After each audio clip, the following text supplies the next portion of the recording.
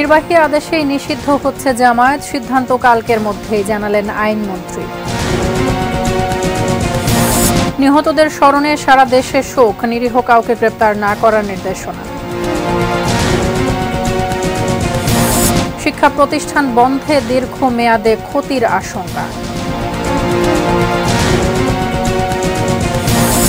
অস্থিরতার প্রভাব, পতনের বৃত্ত থেকে বের হতে পারছে না পুঁজিবাজার। ভারতের কেরালায় ভূমিধসে নিহত ৫৪, শতাধিক আটকে পড়ার শঙ্কা। Sponsored by Abiba Finance Limited.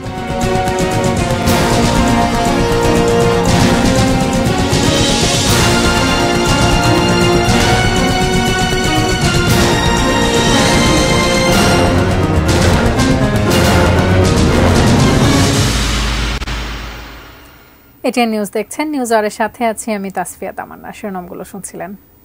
VSL angle channel HB VSL Bikrampur steel limited. বিস্তারিত।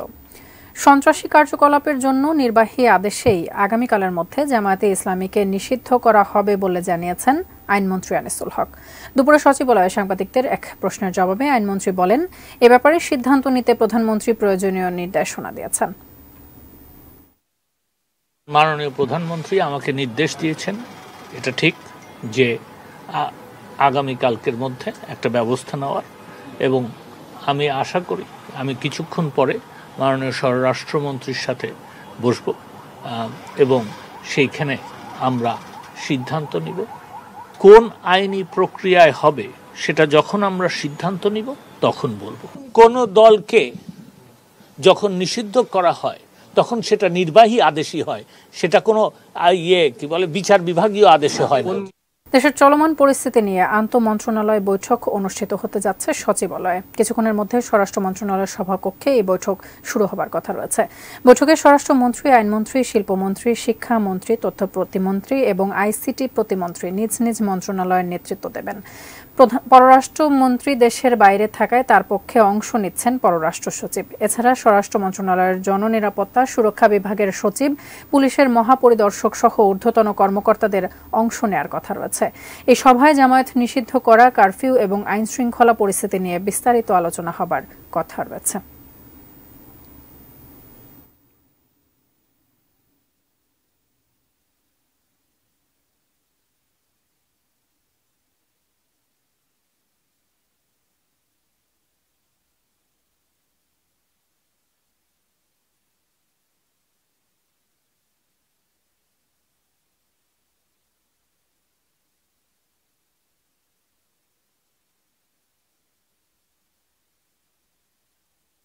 এই মুহূর্তে সচিবালয়ে রয়েছেন সহকর্মী আশিকুর রহমান অপু। জামায়াত নিষিদ্ধের বিষয়ে আরো জানতে সরাসরি যুক্ত হব তার সঙ্গে।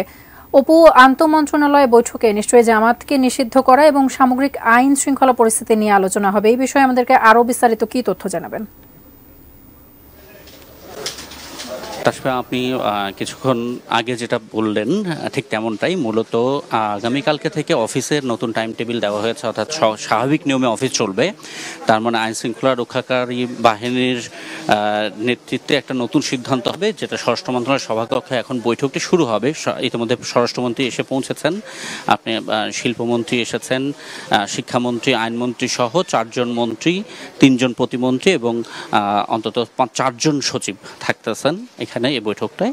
এবং পুলিশের আইজিপি সহ আইন শৃঙ্খলা রক্ষাকারী বাহিনীর ঊর্ধ্বতন কর্মকর্তারা সবাই মিলে বৈঠকটি করবেন। তারা বসেছেন, বেশিরভাগই এসেছেন, আরও কয়েকজন আসবেন। মিনিট 5-এর মধ্যে বৈঠকটি শুরু হবে। তারপরে সিদ্ধান্তগুলো হয়তো আমাদেরকে আনুষ্ঠানিকভাবে জানাবে। মূলত স্বাভাবিক অফিস চালু হবে আগামীকালকে থেকে। জনপ্রশাসন মন্ত্রণালয় থেকে এটা নিশ্চিত করা হয়েছে। আইন শৃঙ্খলা পরিস্থিতি স্বাভাবিক রাখার বিষয়ে একটা নির্দেশনা বা একটা সার্বিক পরিকল্পনা হবে। এবং এর পাশাপাশি আমরা যেটা জেনেছি যে জামাত নিষিদ্ধের যে পরিকল্পনা, সেটা যেহেতু আগামীকালকের মধ্যে সিদ্ধান্ত হবে, জামাতের পক্ষ থেকে কোনো নৈরাজ্য সৃষ্টি হলে সেটা কিভাবে মোকাবেলা করা হবে সেই বিষয়ে একটা গাইডলাইন হয়তো আসবে। তো বৈঠকটি কিছুক্ষণের মধ্যে শুরু হবে। আমরা নির্দিষ্ট তথ্য পেলে নিশ্চয়ই আপনাদের জানাবো। তাসফিয়া। অপু, অসংখ্য ধন্যবাদ আপনাকে আমাদের সাথে যুক্ত হবার জন্য। দর্শক, সচিবালয়ে রয়েছেন সহকর্মী আশিকুর রহমান অপু, তার মাধ্যমে জানছিলাম সবশেষ খবরাখবর সেখানকার। এদিকে দেশের বিভিন্ন স্থানে আন্দোলনরত বিক্ষোভকারীদের উপর গুলি না চালাতে নির্দেশনা চেয়ে করা রিটের উপর দ্বিতীয় দিনের মতো শুনানি শেষ হয়েছে। দুপুরে শুনানি শেষে বিচারপতি মোস্তফা জামান এবং বিচারপতি এস.এম. মাসুদ হোসাইন দোলনের হাইকোর্ট বেঞ্চ আবারও আগামীকাল শুনানির জন্য দিন ধার্য করেন। কোটা সংস্কার আন্দোলনকারীদের উপর গুলি না চালানোর নির্দেশনা এবং ডিবি হেফাজত থেকে 6 সমন্বয়কের মুক্তির নির্দেশনা চেয়ে রিটের শুনানিতে হাইকোর্ট বলেছেন, সব মৃত্যুই দুঃখজনক। আন্দোলনের সময় ছাদে বা বাসায় যাদের মৃত্যু তারা তৃতীয় পক্ষের গুলিতে নিহত বলে দাবি করেন রাষ্ট্রপক্ষ। আদালতে রিটের পক্ষে শুনানি করেছেন জ্যেষ্ঠ আইনজীবী সারা হোসেন এবং আইনজীবী অনিক আর হক। রাষ্ট্রপক্ষে শুনানি করেছেন অতিরিক্ত অ্যাটর্নি জেনারেল এস.এম. মুনির, শেখ মোহাম্মদ মোর্শেদ এবং মেহেদি হাসান চৌধুরী। আওয়ামী লীগের সাধারণ সম্পাদক ওবায়দুল কাদের বলেছেন, শুধু সংখ্যা বাড়ানোর জন্য যেন নিরীহ ব্যক্তিকে গ্রেপ্তার করা না হয় সেই ব্যাপারে সবাইকে সতর্ক করা হয়েছে। মঙ্গলবার বঙ্গবন্ধু অ্যাভিনিউতে আওয়ামী লীগের কেন্দ্রীয় কার্যালয়ে যৌথ সভার আগে সংবাদ সম্মেলনে তিনি এই কথা বলেন। এ সময় সম্প্রতি কোটা বিরোধী আন্দোলনকে কেন্দ্র করে নিহত এবং আহতদের স্মরণে দোয়া এবং 1 মিনিট নীরবতা পালন করা হয়। ওবায়দুল কাদের বলেন, জামায়াত ধর্মের নামে মুখোশধারী সাম্প্রদায়িক অপশক্তি। বিভিন্ন সময় নাশকতা, সহিংসতা এবং রাষ্ট্রবিরোধী কর্মকাণ্ডে দলটির জড়িত থাকার প্রমাণ পাওয়া গেছে। সামাজিক সংগঠন, মুক্তিযোদ্ধা, কোনো নিরীহ ব্যক্তিকে কোনো অবস্থায় হ্রাস করা যাবে না। কেউ যেন অতি উৎসাহিত হয়ে গ্রেপ্তারের সংখ্যা বাড়াতে গিয়ে নিরপরাধী অনেককেও জড়িয়ে ফেলে, এটা যেন কোনো অবস্থাতেই না হয়। জনদাবি মেনে নিয়ে সরকারের পদত্যাগ এবং সুষ্ঠু নির্বাচনের দাবি জানালো ঢাকা বিশ্ববিদ্যালয়ের বিএনপিপন্থী শিক্ষকদের প্যানেল সাদা দল। সেই সাথে সরকার পরিবর্তনের আন্দোলনে সক্রিয় অংশ নেওয়ার ঘোষণাও দিয়েছেন জাতীয়তাবাদী আদর্শের শিক্ষকরা। মঙ্গলবার সকালেই ঢাকা বিশ্ববিদ্যালয় ক্লাবে কোটা আন্দোলনকে ঘিরে উদ্ভূত পরিস্থিতি নিয়ে সাদা দলের পক্ষ থেকে সংবাদ সম্মেলন আয়োজন করা হয়। সেখানে সরকার পতনের দাবি সংবলিত 11 দফা দাবি উত্থাপন করেন সংগঠনটির আহ্বায়ক অধ্যাপক লুৎফর রহমান। ঢাকা বিশ্ববিদ্যালয় প্রশাসন এবং শিক্ষক সমিতির প্রতি দলীয় লেজুর বৃত্তির অভিযোগ করে তিনি বলেন, শিক্ষাঙ্গনে নজিরবিহীন সন্ত্রাসী কার্যক্রমের দায় নিয়ে তাদের পদত্যাগ করা উচিত। এ সময় অবিলম্বে বিশ্ববিদ্যালয় খুলে দেওয়ার অনুরোধও জানান তিনি।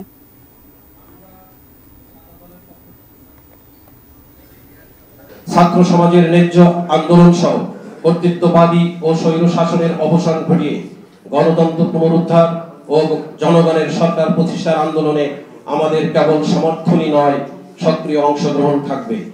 এই আন্দোলনে সামিল হওয়ার জন্য দেশপ্রেমিক ছাত্র জনতার প্রতি আমাদের আহ্বান রইল। কোটা সংস্কার আন্দোলন ঘিরে সহিংসতায় নিহতদের স্মরণে শোক পালিত হচ্ছে দেশ জুড়ে। সোমবার প্রধানমন্ত্রীর কার্যালয়ে অনুষ্ঠিত মন্ত্রিপরিষদের সভায় এই সিদ্ধান্ত নেওয়া হয়। গ্রহণ করা হয় শোক প্রস্তাব।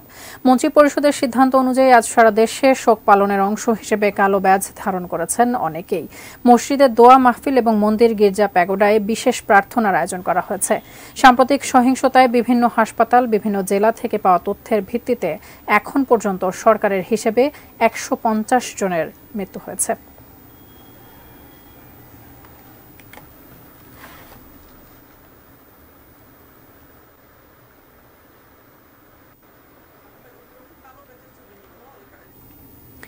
কারফিউ শিথিলের সময় যত বেড়েছে, গণপরিবহন চলাচলও অনেকটাই স্বাভাবিক হয়ে এসেছে।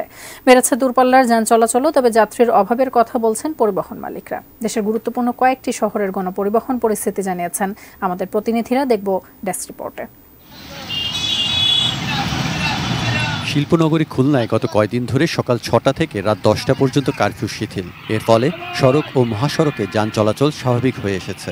রাজধানী ঢাকা সহ দক্ষিণ পশ্চিমাঞ্চলে 24 রুটে সব দূরপাল্লার পরিবহন স্বাভাবিকভাবেই ছেড়ে যাচ্ছে।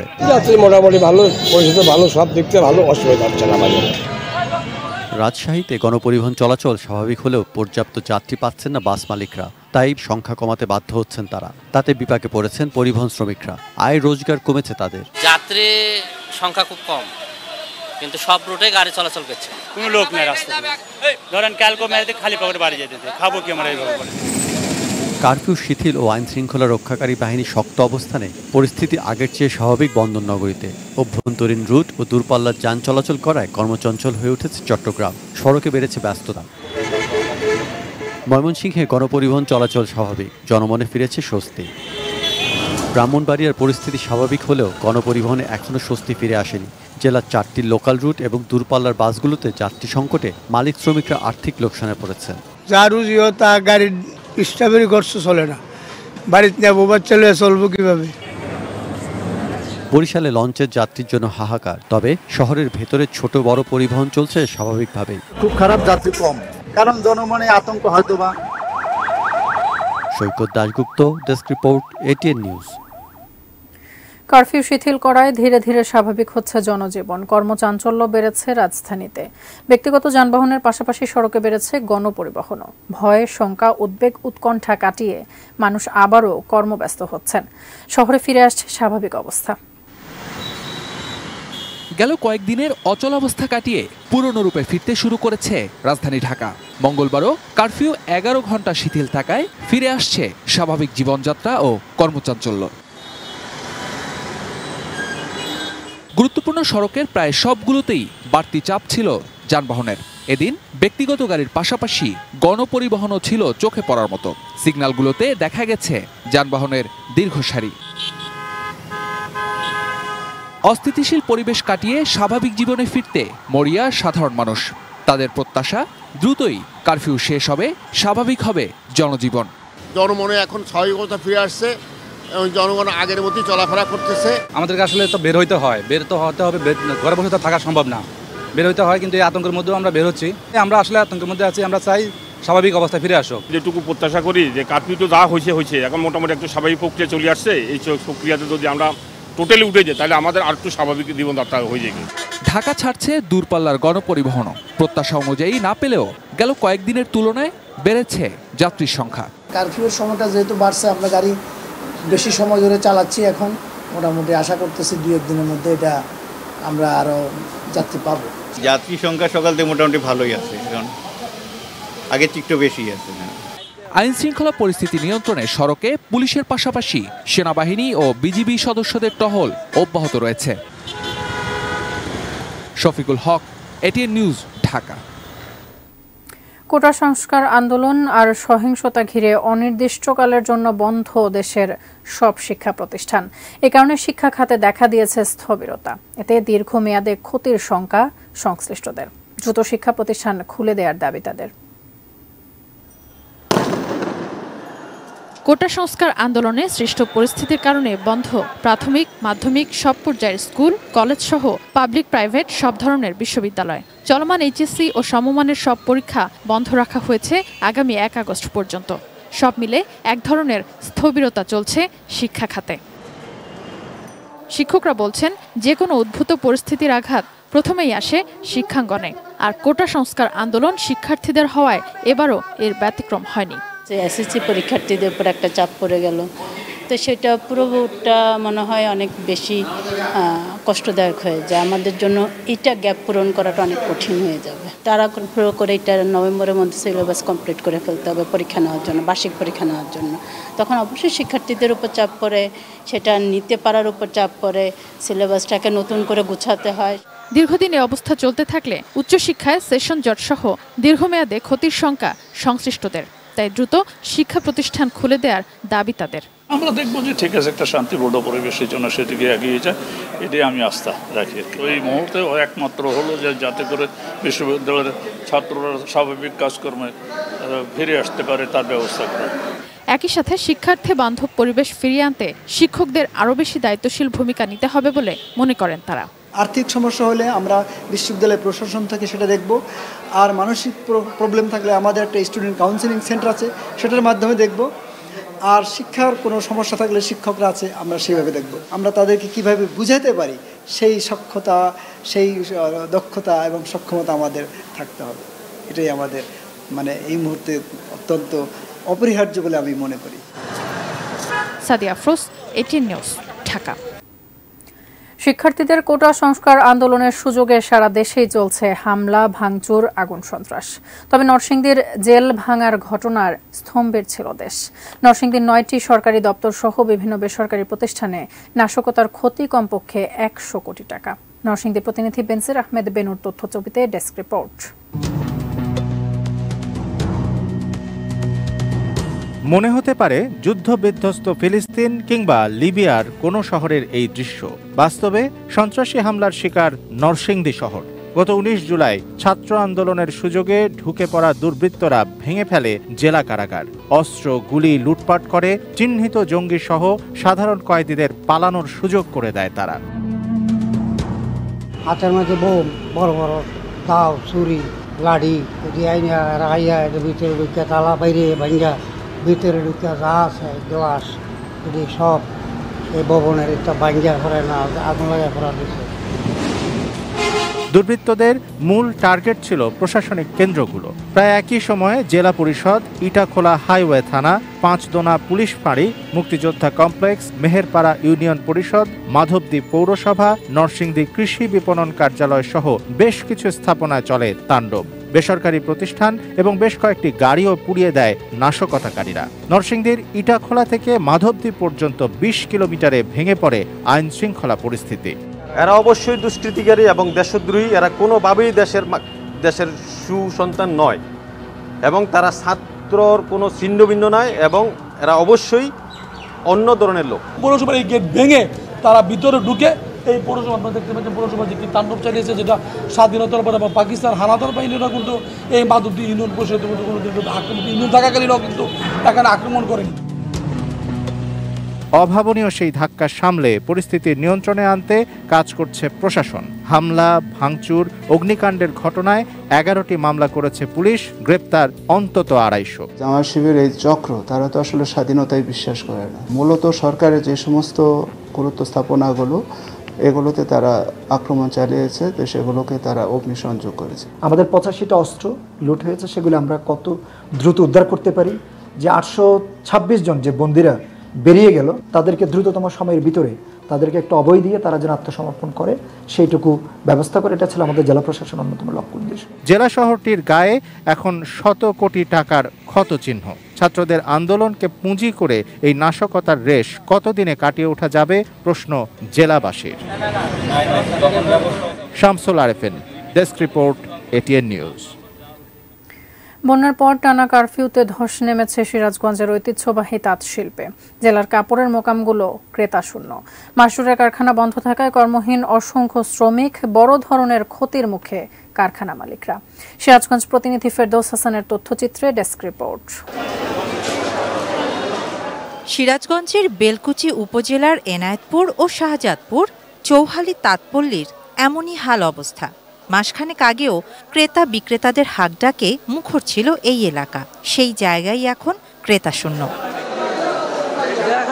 চলতি মাসের শুরু থেকে যমুনা নদীতে 3 দফা পানি বৃদ্ধির ফলে নদী তীরবর্তী উপজেলার কয়েকশো তাঁত কারখানায় পানি ঢুকে পড়ে।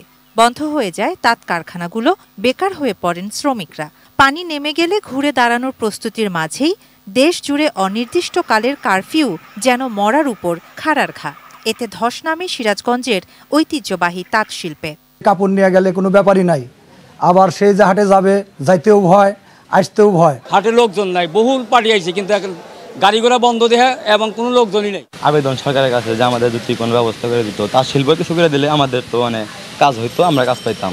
বন্যা এবং কারফিউর কারণে যে ক্ষতি তা কাটিয়ে উঠতে তাঁত মেলার আয়োজনের পাশাপাশি তাঁত পণ্য বাজারজাতকরণের নানা উদ্যোগের কথা জানান এই কর্মকর্তারা। সামাজিক যোগাযোগ মাধ্যম, সেখানে আমাদের যে হ্যান্ডলুম বা আমাদের যে তাঁতিরা যে লুঙ্গি বানাচ্ছে, শাড়ি বানাচ্ছে, গামছা বানাচ্ছে, এটা নিয়ে আমরা একটা বিশেষ একটা প্রচার করব। সেই সাথে আমরা চেষ্টা করব যে সরকারি কোনো সহায়তা দেওয়া যায়। আমরা মেলার মাধ্যমে বিভিন্ন তাঁতিদের কাছ থেকে কাপড় সংগ্রহ করে মেলা দেখাচ্ছি। সেখান থেকে আমাদের বিভিন্ন বায়ার, তাদের যদি পছন্দ হয় তারা সরাসরি মালিকের সাথে যোগাযোগ করে তারা সেভাবে পণ্য কিনছে। বাংলাদেশের জাতীয় অর্থনীতিতে তাঁত শিল্পের ভূমিকা অপরিসীম। এই শিল্পকে টিকিয়ে রাখতে জোরালো উদ্যোগ নেয়ার দাবি এই শিল্পের সঙ্গে জড়িত অসংখ্য মানুষের। শাহানা জাহান, ডেস্ক রিপোর্ট, এটিএন নিউজ। না ফেরার দেশে পাড়ি জমালেন সঙ্গীত শিল্পী, নির্মাতা এবং সঞ্চালক হাসান আবেদুর রেজা জুয়েল। ইন্না লিল্লাহি ওয়া ইন্না ইলাইহি রাজিউন। সকালে রাজধানীর একটি বেসরকারি হাসপাতালে শেষ নিঃশ্বাস ত্যাগ করেন তিনি। এক যুগেরও বেশি সময় ধরে ক্যান্সারের সঙ্গে যুদ্ধ করে অবশেষে হার মানেন সঙ্গীত শিল্পী হাসান আবেদুর রেজা জুয়েল। 90 দশকের জমজমাট অডিও ইন্ডাস্ট্রির অন্যতম চমক হিসেবে ধরা দিয়েছিলেন তিনি। আয়ুব বাচ্চুর সুরে তার প্রথম অ্যালবাম কুয়াশা প্রহর প্রকাশ হয় 1993 সালে। প্রথম অ্যালবামেই বাজিমাত। 2011 সালে লিভার ক্যান্সার ধরা পড়ে আবেদুর রেজা জুয়েলের। এরপর ফুসফুস এবং হাড়েও সেটি সংক্রমিত হয়। এক যুগেরও বেশি সময় ধরে দেশে বিদেশে চিকিৎসা নিয়ে আসছিলেন তিনি। অবস্থার অবনতি হওয়ায় গত 23 জুলাই রাতে তাকে লাইফ সাপোর্টে রাখা হয়। 25 জুলাই শারীরিক অবস্থার কিছুটা উন্নতি হলেও 30 জুলাই ক্যান্সারের কাছে হার মানেন তিনি। বাঁচায় জীবনটাকে তুমি আমার স্বপ্ন হাজার বুকেরই নিঃশ্বাস, তোমায় নিয়ে যায় কি ধরা বাজির কোনো তার। এবারে দেখবেন business news presented by Pubali bank PLC.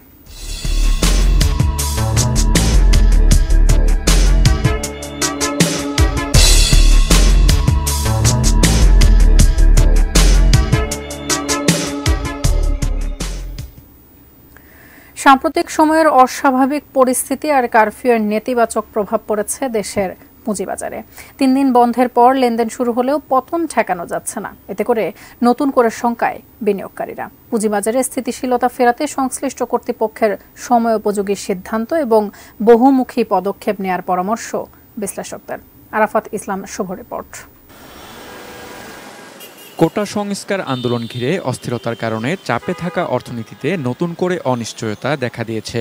এ পরিস্থিতিতে দেশের পুঁজিবাজারেও অস্বস্তি ও উদ্বেগ তৈরি হয়েছে।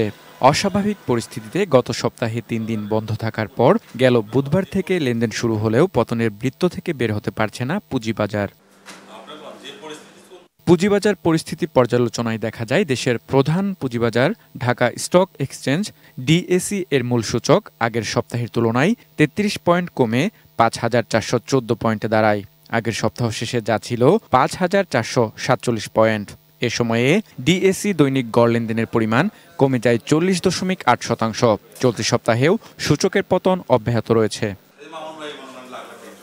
শঙ্কা কাটিয়ে বিনিয়োগকারীরা পুঁজিবাজারমুখী হলেও ঘুরে দাঁড়ানোর অনিশ্চয়তায় রয়েছেন। কোটা আন্দোলনের কারণে শেয়ার বাজারে ভীষণভাবে প্রভাবিত করছে। এখন সামনের দিকে আমরা খুবই আতঙ্কের মধ্যে আছি। সামনে এটাকে নিয়ে বাজার কোন দিকে চলে যাচ্ছে সেটা নিয়ে আমরা আসলে খুবই চিন্তিত। কয়েকদিন যাবত যে ইন্টারনেট বন্ধ ছিল এর জন্য আমাদের হয়তো টাইম লস হয়েছে, কিন্তু এরপরে যে এখন আবার নতুন করে উদ্ভূত পরিস্থিতি হয়েছে, এখন তো আমরা লস দিচ্ছি। তবে ব্রোকার হাউসের প্রতিনিধিরা আশা করছেন সংকট কাটিয়ে লেনদেনে গতি ফিরবে। যারা কর্তৃপক্ষ আছে তাদের অবশ্যই এখানে দৃষ্টি দেওয়া দরকার। আমরা এখনো আশাবাদী যে মার্কেটটা মনে হয় নেক্সট উইক থেকে আবার ইউটার্ন দিতে পারে, সেটা খুব ভালো দিকে। অর্থনীতিবিদ ডক্টর মাহফুজ কবির বলেন, বিনিয়োগকারীদের আস্থা ফেরাতে ও পতন ঠেকাতে সংশ্লিষ্ট কর্তৃপক্ষের নীতিগত সিদ্ধান্ত নেওয়া প্রয়োজন। এক্ষেত্রে ফ্লোর প্রাইস চালু করা সহ বেশ কিছু বিষয়ে তাগিদ দেন তিনি। দুটো ক্ষতির বিষয় আছে। একটা হচ্ছে সরাসরি আর্থিক ক্ষতি 2.5-3 কোটি টাকা এই কয়দিনে। আর এর পাশাপাশি এখন অনিশ্চয়তার কারণে যেটা হচ্ছে যে তারা তো আসলে জানতে পারছে না বা বুঝতে পারছে না যে আসলে কখন আবার শেয়ার বাজার স্বাভাবিক অবস্থায় থাকবে। 3টা জায়গাতে একটু হাত দিতে হবে। একটা তো ডেফিনেটলি ফ্লোর প্রাইস, এটা সাময়িকভাবে আসলে এটা শুরু করতে হবে অন্তত পতনটা ঠেকানোর জন্য। আর দ্বিতীয়টা হলো যে এখানে আসলে যে লেনদেনের সময়টা এটা কম করে দেওয়া। আর একই সঙ্গে যে কোথাও কোনো রকমের কোনো নেতিবাচক কেউ আছে কিনা, কোনো একটা চক্র কাজ করছে কিনা, সিন্ডিকেট আছে কিনা, সেগুলো দেখে সেগুলোর বিরুদ্ধে ব্যবস্থা নেওয়া। আরাফাত ইসলাম শুভ, এটি নিউজ, ঢাকা। মেটাল প্রেজেন্স কৃষি সংবাদ সুজলা সুফলা।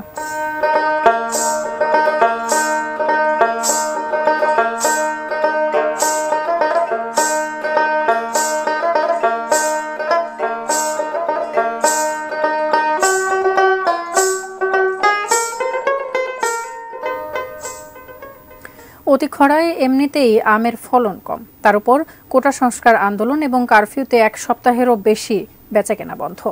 ব্যাপক ক্ষতির মুখে রাজশাহীর আম চাষি এবং ব্যবসায়ীরা। রাজশাহী অঞ্চলে আমের মৌসুম শেষের দিকে 90% আম গাছ থেকে পাড়া হয়ে গেছে। তবে শাটডাউন আর কারফিউতে বিক্রি বন্ধ থাকায় আড়তেই পচে নষ্ট হয়েছে হাজার হাজার কেজি আম। অনেকের আম নষ্ট হচ্ছে বাগানেই। জেলার শত শত বাগান মালিক এবং আম ব্যবসায়ী অনলাইনে আম বিক্রি করেন। ইন্টারনেট না থাকায় তাদের ব্যবসাও বন্ধ ছিল। পাশাপাশি যান চলাচল এবং কুরিয়ার সার্ভিস বন্ধ থাকায় এবারে রাজশাহীর আম বাগানি এবং ব্যবসায়ীদের পড়তে হয়েছে ব্যাপক লোকসানের মুখে। জেলার বাগান শ্রমিক পাইকার আড়তদার মিলে লক্ষাধিক মানুষ আম ব্যবসার সাথে জড়িত।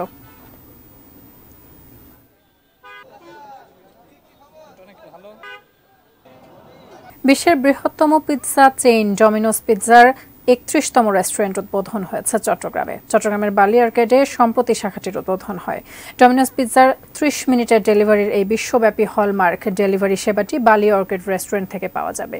Piping hot pizza, oregano rice এবং saucy pizza, garlic bread, choco lava cake ছাড়াও সুস্বাদু খাবার এবং ডেজার্ট সরবরাহ করতে ডমিনোস পিৎজা সর্বদা সচেষ্ট। রেস্টুরেন্টের উদ্বোধনের সময় Domino's pizza Bangladesh management team এবং অন্যান্য অংশীদারদের সাথে উপস্থিত ছিলেন SOS চিলড্রেন্স ভিলেজের ছাত্রছাত্রীরা।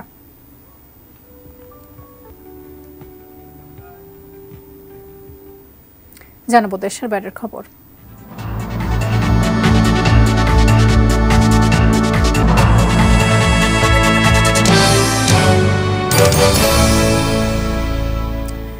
টানা বৃষ্টিতে ভারতের কেরালায় ভূমিধসে অন্তত ৫৪ জনের প্রাণহানি ঘটেছে। মাটির নিচে আটকে পড়েছেন আরও শতাধিক। মঙ্গলবার সকালে দেশটির দক্ষিণাঞ্চলীয় রাজ্য কেরালার মেপাদি পাহাড়ি এলাকায় বেশ কয়েকটি ভূমিধসের ঘটনা ঘটে। ঘটনাস্থল থেকে ৫৪ জনের মৃতদেহ উদ্ধার করেন উদ্ধারকারীরা। এখনও মাটির নিচে আটকা পড়ে রয়েছেন বহু মানুষ। তাদের উদ্ধারে কাজ করছে সেনা এবং বিমানবাহী সহ বেশ কয়েকটি উদ্ধারকারী দল।